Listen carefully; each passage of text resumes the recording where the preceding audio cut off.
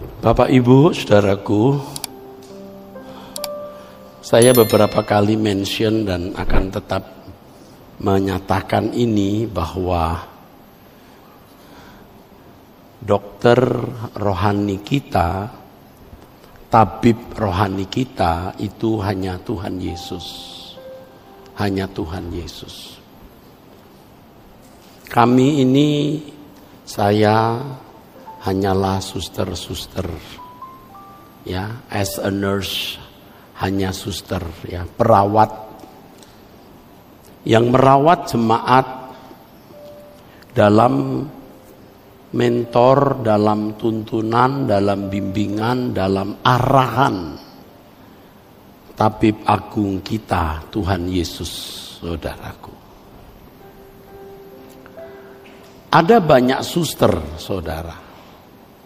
Dan suster-suster ini juga mempromosikan kliniknya. Kalau gereja itu kliniknya, suster-suster ini menawarkan terapi, menawarkan pengobatan, saudara, kepada orang-orang yang mencari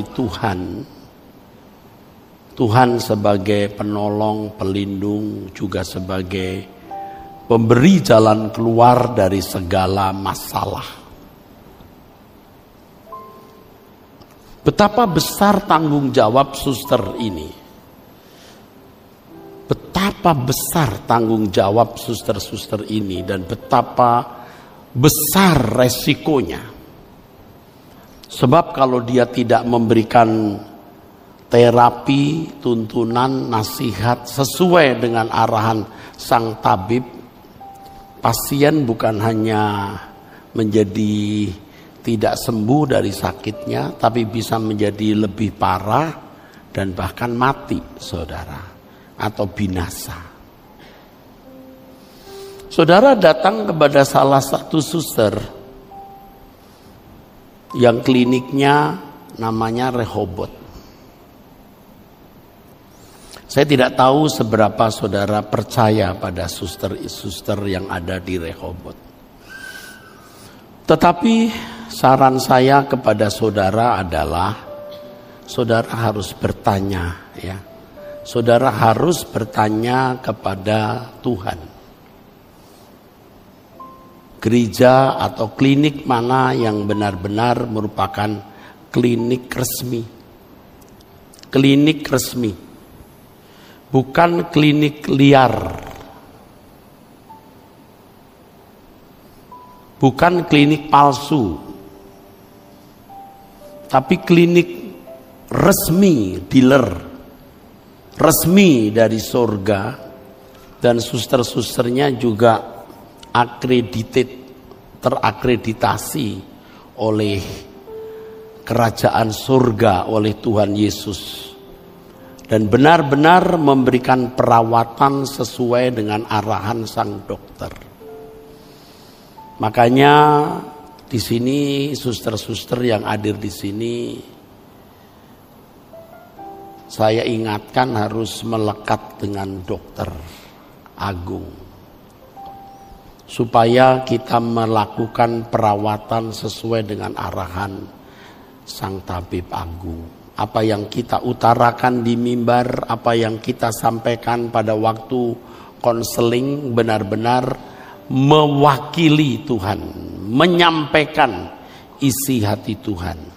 Apalagi pada waktu ada di mimbar menyampaikan firman Tuhan seperti ini, harus benar-benar menyampaikan apa yang memang Tuhan kehendaki untuk disampaikan. Saya percaya suster-suster yang benar akan mengubah orang yang serius mau diubah.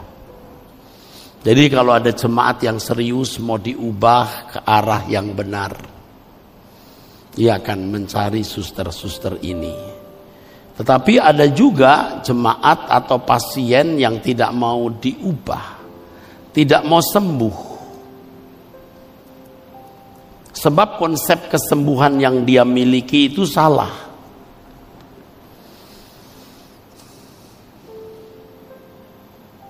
Sakitnya bukan di sini. Apa dulu ada ya istilah? Sakitnya bukan. Oh, sakitnya tuh di sini. Ya. Sakitnya tuh di sini. Dulu ada yang suka begitu. Sakitnya tuh di sini. Nah, banyak orang tuh sakitnya di mobil, di kendaraan, sakitnya di rumah, sakitnya di dompet, sakitnya di ATM, sakitnya di deposito. Kalau nolnya tidak panjang sakitnya. Dia tidak membutuhkan kesembuhan yang benar. Jadi kalau ketemu suster-suster yang benar, dia tidak suka. Dia suka klinik-klinik yang memang menjawab kebutuhannya. Syukur saudara masih memiliki nurani, mencari nasihat, mencari terapi yang benar. Terapi yang benar. Sudah berkali-kali saya mendengar orang berkata begini, saudara. Saya nggak mau ke gereja itu, ya, karena keras sekali itu pendeta khotbah. Kalau kata keras diganti dengan lain, pendeta itu sombong.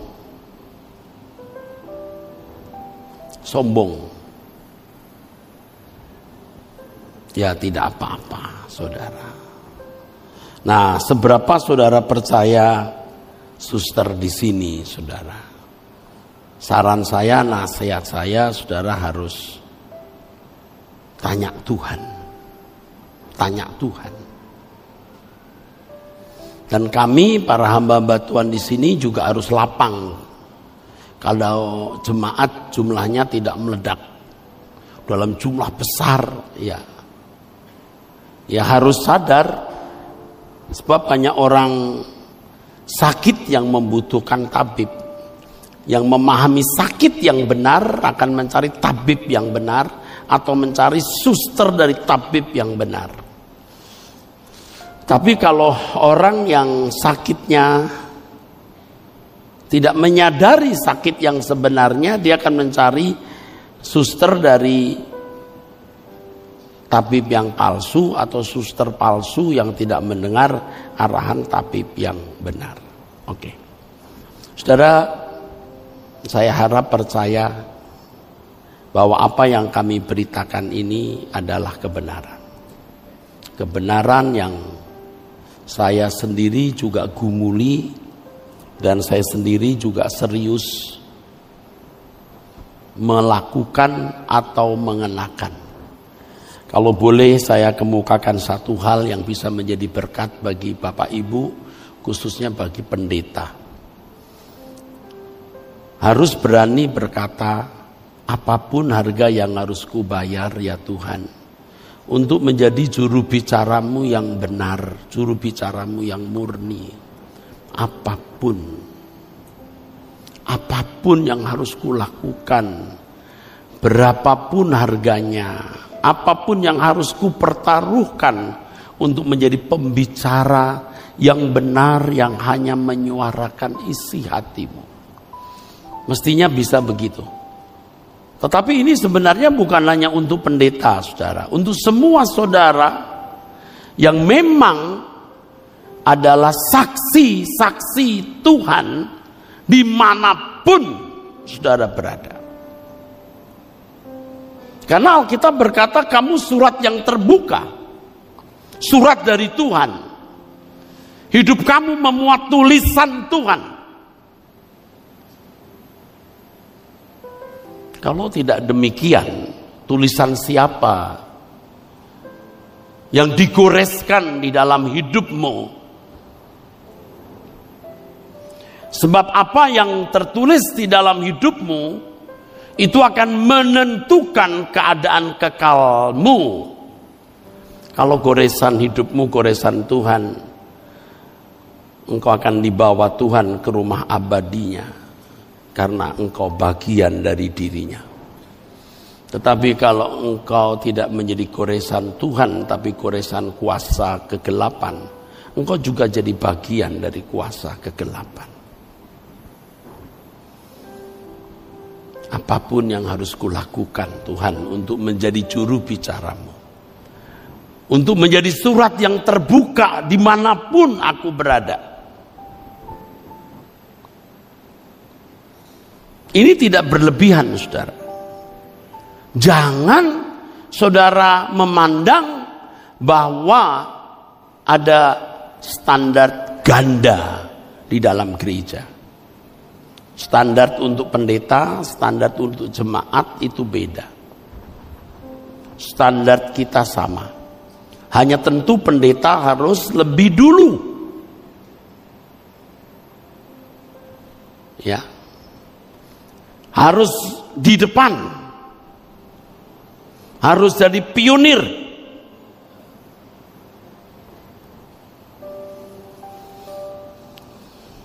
Tapi standar kita sama.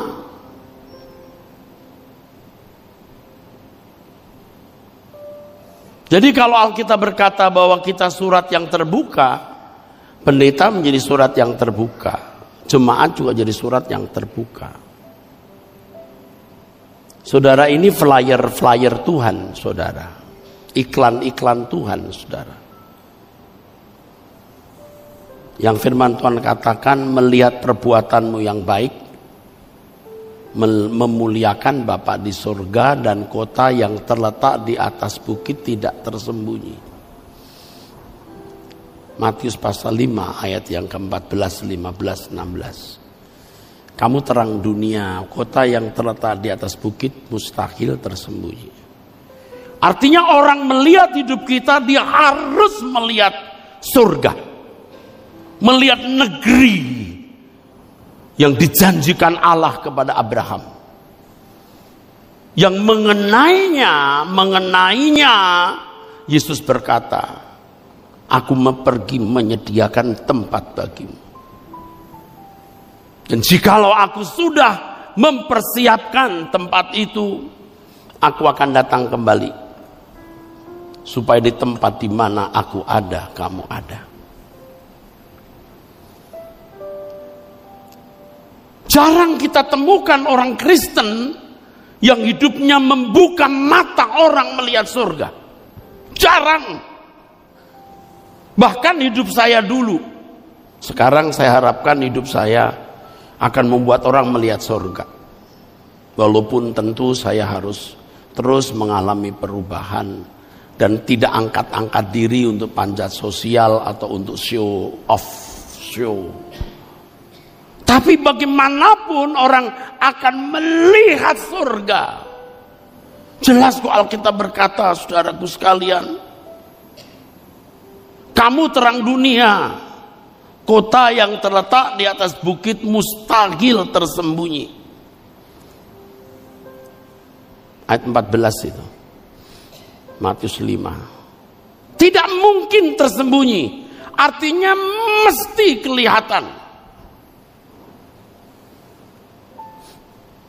Saya baru berkhotbah tadi jam 9.30, saudara, di Surabaya, di Rehoboth Surabaya, yang menempati di Surabaya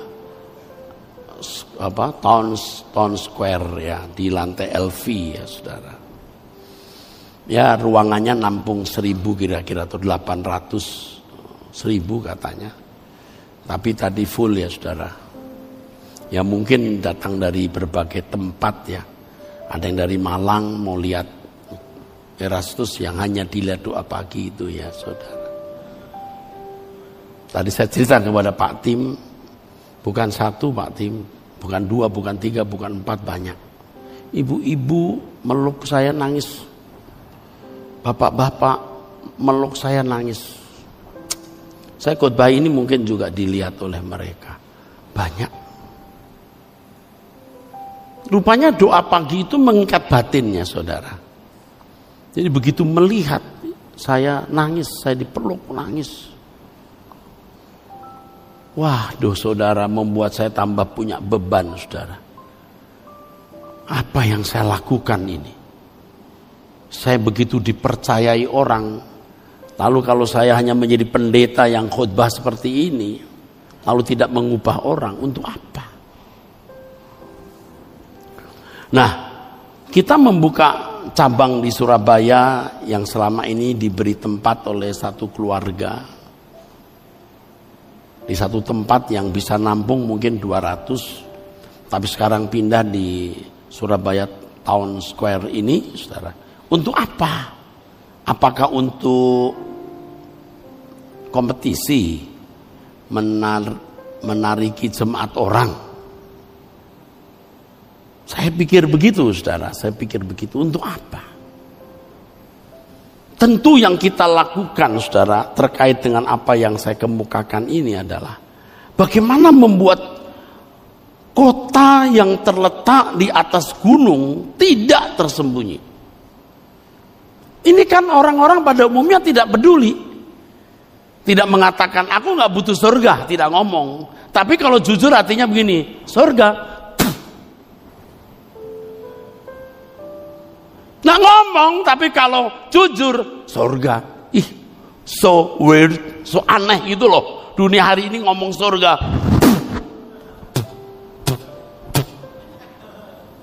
Serius, saudara. Serius. Lalu kita mau jualan. Terapi kita kan terapi untuk keselamatan supaya hati saudara sudah pindahkan ke sana. Cirinya begini. Cirinya orang yang memindahkan hatinya di sorga itu kebahagiaannya adalah bertemu dengan Tuhan Yesus. Tuhan mengatakan dalam 1 Korintus, saudara, 1 Petrus pasal 1. 1 Petrus pasal 1, letakkan seluruh pengharapanmu kepada Tuhan. Saya ini jadi anak manusia yang dinilai orang di lingkungan saya itu sukses. Pendeta, dosen, bergelar doktor, sudah associate profesor, sebentar jadi profesor kalau jadi. Ngajak amin. Rumah saya punya, anak, istri, menantu, cucu sempurna. Sudah cukup hari tua saya. Ekonomi tidak sulit. Setiap kali saya naik kendaraan, maksudnya naik pesawat, saya tidak mau pakai uang gereja. Usahakan pakai uang sendiri. Saya selalu naik business class. Saya mau nyaman, tidur. Karena talenta saya itu tidur setiap saat dimanapun saya berada. Duduk, tidur. Jadi kalau saya di pesawat saya bisa tidur atau saya kerja. Kalau bisnis kelas itu besar kursinya, tidak mengganggu kanan kiri, saya kerja. Ini bukan mosok, saudara. Sudah dan hidup saya dan. Tapi saya tidak mau. Saya meletakkan seluruh pengharapan saya pada kedatangan Tuhan Yesus. Saya terus belajar mengembangkan pengharapanku adalah ketika aku bertemu Tuhan muka dengan muka dan dia mengakui aku sebagai hamba yang setia baginya. Tidak mudah memindahkan hati ke surga walaupun pendeta. Saya juga seperti saudara yang mau nyaman hidup, memiliki fasilitas dan menikmatinya. Saya tidak merasa bahwa saya sudah sukses dan belum. Aku harus mempersiapkan diri supaya supaya suatu hari ketika aku bertemu muka dengan Tuhan, aku didapati berkenan. Nah, saya mengajak Bapak Ibu juga merubah cara berpikir itu. Sehingga orang melihat hidupmu melihat surga. Kalau pengharapanmu engkau taruh seluruhnya atas kedatangan Tuhan, orang menemukan surga. Nah, masalahnya bagaimana kita bisa memiliki hati yang dipindahkan. Dua hal yang selalu saya katakan, jangan terikat dengan kesenangan dunia. Apa sih yang bisa membuat Anda bahagia? Barang bermerek, tas, arloji, atau apa? Seberapa sih senangnya?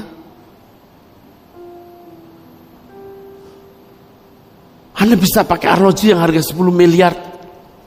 Oke, itu berlebihan 3-4 miliar.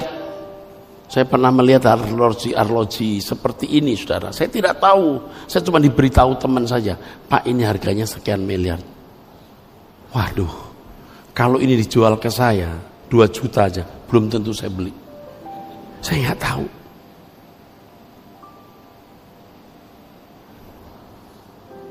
Ada orang yang pakai batu permata. Ini harganya bisa ratusan juta, mungkin sampai miliar. Nah, satu kali yang saya agak malu karena kampungannya ketahuan. Dan itu konyol ya, saya lain waktu tidak boleh lakukan itu. Saya ketemu seorang, ini teman juga, dia pakai cincin. Lalu saya tanya, iseng, ini harganya dapat berapa ratus juta. Saya sebut lupa, 200-300 juta. Saya pikir itu udah tinggi. Ya, harganya berapa nih? 200-300 juta dapat 1,2 M. 1,2 M. Hampir gigi saya copot, saudara. 1,2 M. Saya taksir 200-300 juta.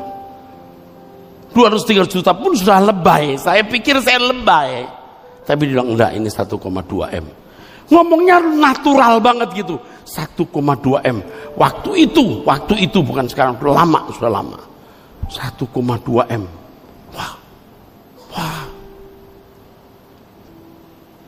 Lalu kalau sudah pakai gimana?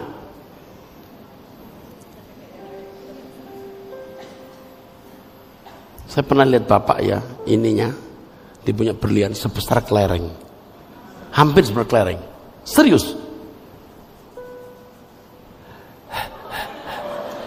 Sometimes gini.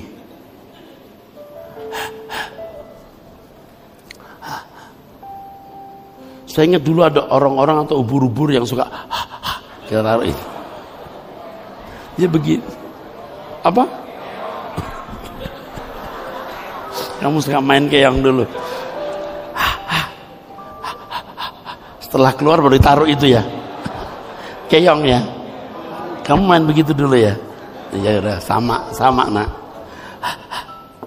Ini besar banget. Itu harganya pasti bermiliar-miliar. Itu kalau kebaktian tuh gede kan. Itu di gereja Rehoboth ini. Tepuk tangan dia. Tapi kadang-kadang tepuk tangannya begini. Dasar mata saya nakal, saya ngintip begini. Wah, saya khawatir kalau lagi pas semangat begini, ini lompat. Bas! Orang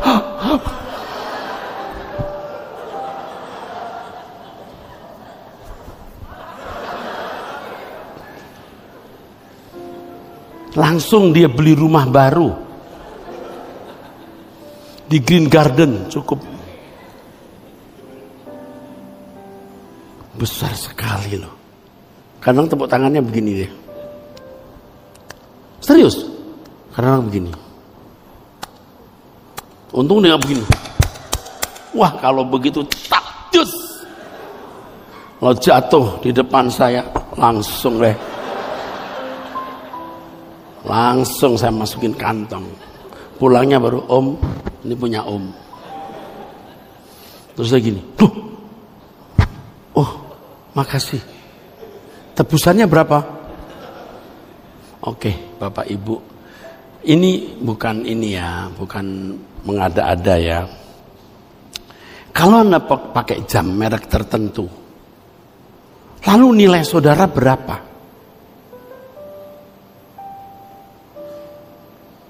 Misalnya mereknya Rolex atau Rilik, dengan merek yang lain yang bunyinya beda, apakah Anda jadi beda? Anda dibelenggu, diikat. Saya bukan melarang Anda pakai jam itu. Kalau Anda seorang pengusaha performance, pakailah jam merek itu. Saya juga punya, saudara, tapi nggak pernah saya pakai. Saya pernah diberi hadiah orang jam itu. Yang depannya RO itu ada RO. Saya juga pernah dikasih ini, ada sertifikat berlian sekitarnya. Terus terang jujur, sampai hari ini saya lupa di mana taruhnya. Karena saya nggak pernah pakai. Saya sampai lupa, serius. Ada sertifikat, saya kira harganya jutaan. Mungkin puluhan juta, mungkin 100 juta lebih, saya tidak tahu. Saya pernah pakai, tapi saya tidak lama saya lepas. Saya takut dilihat jemaat. Kalau kita pakai itu saya lalu berkata, mari kita ke surga berkemas-kemas. Lalu orang lihat begitu. Pak, serius Pak, warnanya merah. Terus sekitarnya ada berlian. Katanya ini, ibu-ibu ini, sebelum suaminya meninggal, titip ini untuk Pak Eras. Saya pernah pakai dan malamnya tidak dimimpiin. Saya pakai. Jadi waktu kita belanja, lalu penjualnya seperti kurang menghargai kita. Dikira kita main-main, kita bilang, berapa harganya sebenarnya?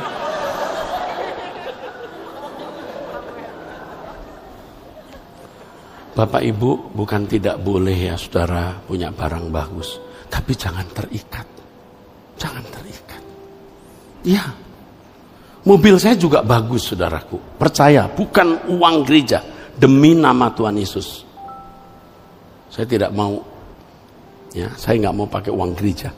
Kalaupun pernah saya terima uang gereja, pasti apa yang saya berikan ke gereja lebih besar. Ya, bukan sok. Jangan mentang-mentang punya mobil bagus jadi sombong seperti yang saya perhatikan di depan hotel. Karena mobilnya bagus, dia turunnya pelan-pelan. Iya. Kalau mobil jelek, itu petugas hotel langsung suruh cepat. Tapi kalau mobilnya bagus, terus dia di depan pintu dibukain. Terus yang naik mobil pelan-pelan. Kayak slow motion gitu. Sombong bener. Terus dia lihat jamnya, yang tebel begini jamnya. Jam tebel sekali Pak.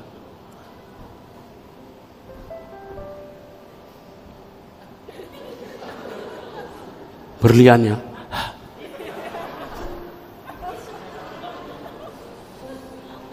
Bukan enggak boleh. Seberapa bangganya. Tapi orang terikat dengan dunia ini, terikat dengan kekayaan. Kalau tasnya bagus, mereknya ditaruh di depan. Jalannya agak pelan-pelan. Biar dilihat. Coba kalau tasnya jelek, buat nutup mata, kepala kalau hujan. Oke. Yuk kita berubah. Anda boleh punya tas bagus, kendaraan bagus, arloji bagus, tidak salah. Jangan terikat. Amin. Jangan terikat. Yang kedua, jangan bikin dosa. Hidup sesuci-sucinya, sekudus-kudusnya. Dan saudara pasti dipimpin Roh Kudus bagaimana memiliki hidup kudus, memiliki kesucian. Harus kita usahakan. Kesucian hal yang sangat confidential. Pribadi, tidak ada orang yang melihat saudaraku. Anda suci atau tidak, saya suci atau tidak, yang melihat hanya Tuhan. Sebab standar kesucian kita bukan hukum yang kita lakukan yang dapat dilihat dan dibuktikan, tapi batin kita juga saudara. Kita harus memperkarakan ini dengan Tuhan, dan puji Tuhan Roh Kudus memberi kepada kita hikmat dan tuntunan. Dosa kita yang terselubung, kesombongan yang terselubung, kepura-puraan, ketidaktulusan, dan segala hal yang tidak sesuai dengan standar moralitas kesucian Allah akan dibuka oleh Tuhan. Betapa menarik hidup kita, saudara. Katakan amin. Betapa menarik hidup ini. Menariknya bukan karena kita memiliki fasilitas dan menikmatinya. Seberapa kita bisa menikmati semua barang yang ada di bumi ini. Tapi kalau kita menjalani hidup dalam kekudusan dan kesucian, hati kita terikat dengan Tuhan, saudara. Baru kita bisa memindahkan hati kita di surga. Kita harus mengukur seberapa kita memiliki kesetiaan. Dari hal pengharapan, apa yang paling kita harapkan, apa yang paling bisa membahagiakan kita. Memang kedengarannya ini berlebihan, hiperbola atau lebay. Tetapi ini standar Alkitab sesuai yang dikatakan dalam 1 Petrus 1 ayat 12. Letakkanlah seluruh pengharapanmu pada penyataan kedatangan Tuhan Yesus. Saya pun memaksa diri saya paksa diri saya, letakkan pengharapanmu, sukacitamu, kebahagiaanmu, hanya kamu bertemu Yesus. Menyambut kedatangan Tuhan. Ketika aku bisa bertemu dengan Tuhan muka dengan muka, itu kebahagiaanku.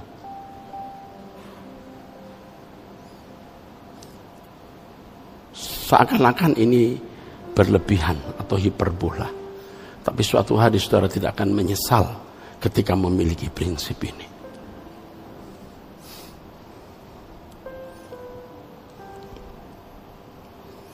Hari ini saudaraku, mungkin orang menganggap ini berlebihan. Tetapi suatu hari ketika dunia ini berakhir, ketika setiap kita berdiri di hadapan Tuhan Yesus, Hakim yang agung, saudara akan bersyukur memiliki kehidupan seperti ini. Gereja ini memberikan terapi kepada saudara. Ini terapinya. Saudara tidak akan menjadi orang yang dipermalukan.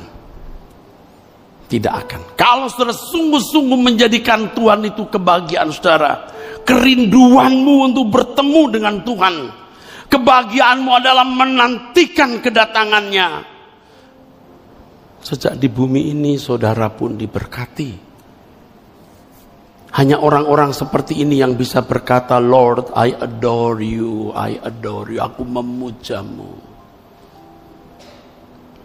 Tuhan akan pasti berkati saudara. Tuhan akan pelihara saudara. Tuhan akan lindungi saudara. Tuhan tidak akan permalukan saudara. Tuhan tahu siapa yang mengikat hatinya dengan dirinya, saudaraku. Coba apa yang dirugikan dalam hidupmu kalau saudara ikuti nasihat ini? Apa yang dirugikan dalam hidupmu? Kalau saya balik, apa yang diuntungkan untuk saya? Kecuali saya memenuhi apa yang Tuhan kehendaki harus saya sampaikan kepada saudara.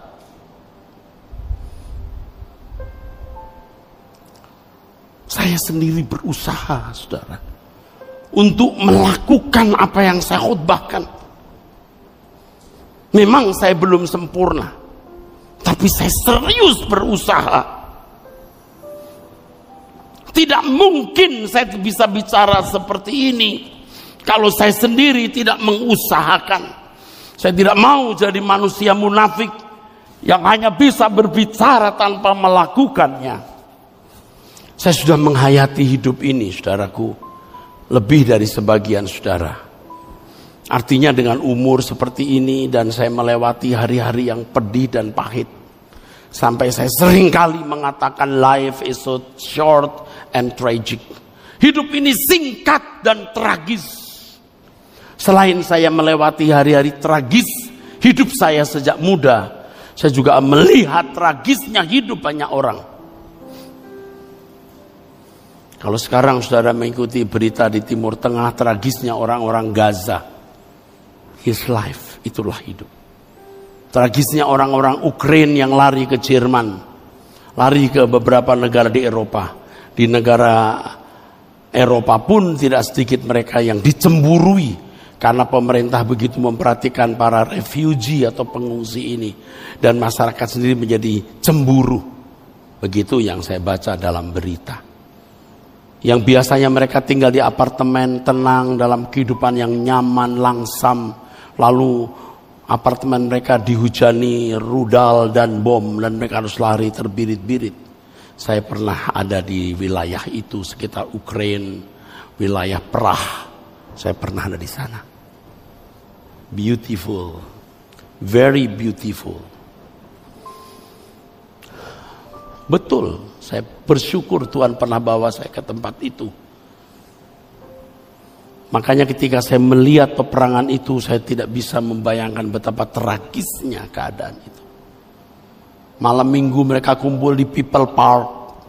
Mereka menari-nari, tidak saling kenal pun menari-nari. Ada yang fine dining di satu restoran yang bisa melihat People Park. Dan saya salah satu yang makan di restoran itu, lalu turun, lalu jalan. Ada ruangan-ruangan tertentu, biasanya gereja yang kosong dijadikan orang main konser. Kita bayar 80-75 uang Eropa. Kita bayar ya $80. Kita lihat orang main konser. Tapi bukan banyak orang, hanya 6-7 orang begitu, saudara. Betapa indahnya hidup waktu itu. Tidak kita temukan di negeri kita, saudara, suasana yang begitu itu. Tapi hari ini porak-poranda oleh perang. Tragis. Saya melewati hari tragis. Hidup saya itu tragis sejak muda, saudara. Saya tidak perlu saksikan. Saya cuma buat kesimpulan saja. Hidup saya itu tragis. Tapi tragisnya hidup saya mempersiapkan saya menjadi hamba Tuhan. Yang suatu hari ketika saya menjadi hamba Tuhan, saya berbelas kasihan kepada orang yang hidupnya tragis. Dan saya mampu merasakan apa yang orang rasakan. Seakan-akan itu hidupku atau keluargaku. Hidup ini tragis. Mungkin sudah tidak mengalami tragisnya hidup seperti banyak orang. Tetapi hidup tetap tragis ketika saudara mengalami perpisahan dengan orang yang saudara cintai. Tengok istrimu, tengok suamimu, tengok anak-anakmu dan orang tuamu. Pikirkan bahwa suatu hari saudara pasti berpisah dengan mereka.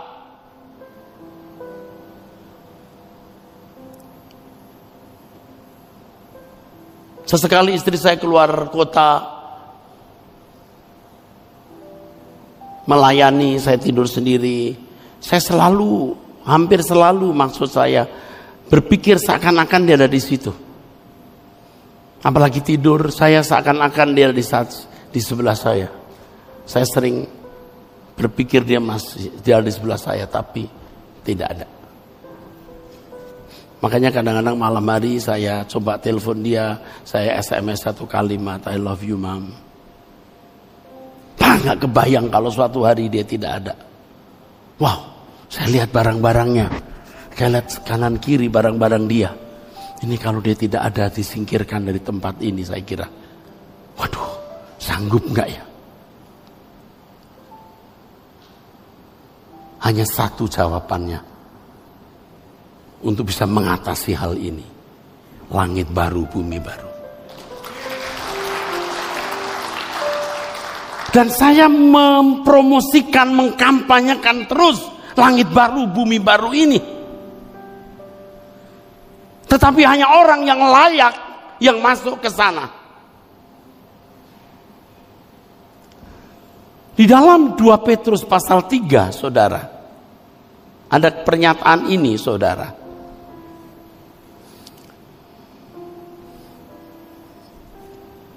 Jadi jika segala sesuatu akan hancur secara demikian, bumi ini akan hancur. Betapa suci dan salehnya, kamu harus hidup. Yaitu kamu yang menantikan dan mempercepat kedatangan hari Allah. Betapa salehnya kamu harus hidup. Kamu yang menantikan kedatangan Tuhan. Tidak mungkin orang yang tidak menantikan kedatangan Tuhan itu merindukan Tuhan. Tidak mungkin. Hanya orang yang merindukan Tuhan yang menantikan Tuhan.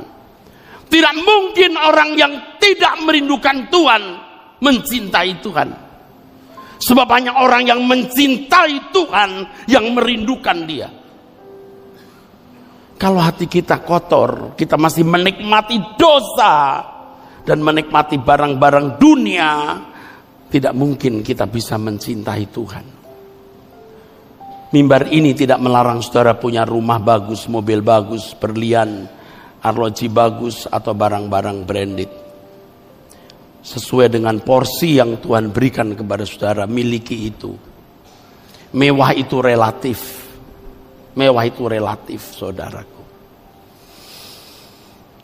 Orang naik mobil harga 2 miliar di Indonesia ini mewah. Tetapi saya naik Grab di Singapura, mobilnya harga 2 miliar.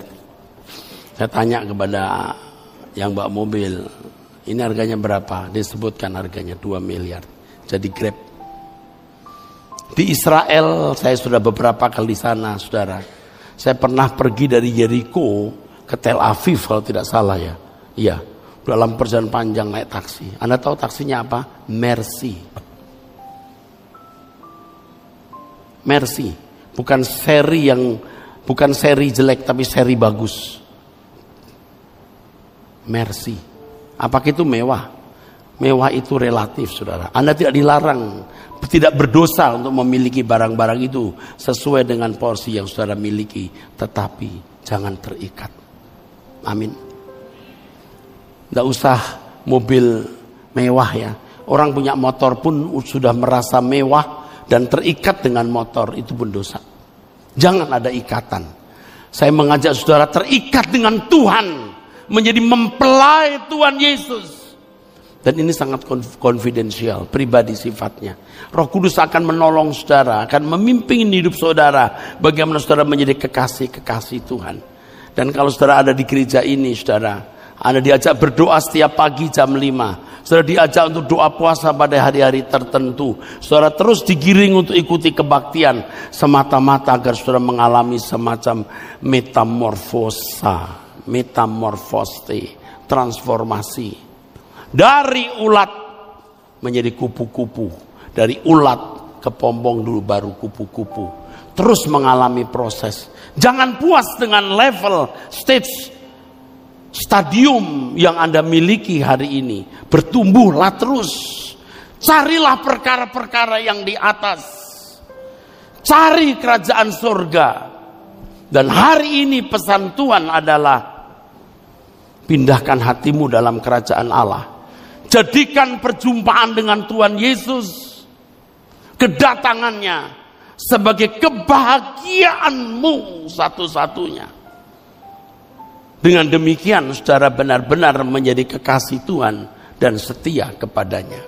Mungkin sekarang saudara bertanya, apa yang harus kulakukan untuk bisa mencapai ini? Miliki tekad itu dan berdoalah. Tuhan akan menuntun saudara. Tuntunan saya, khotbah saya, ucapan saya terbatas. Tapi Roh Kudus akan memimpin saudara presisi bagaimana mencapai kehidupan seperti ini. Amin.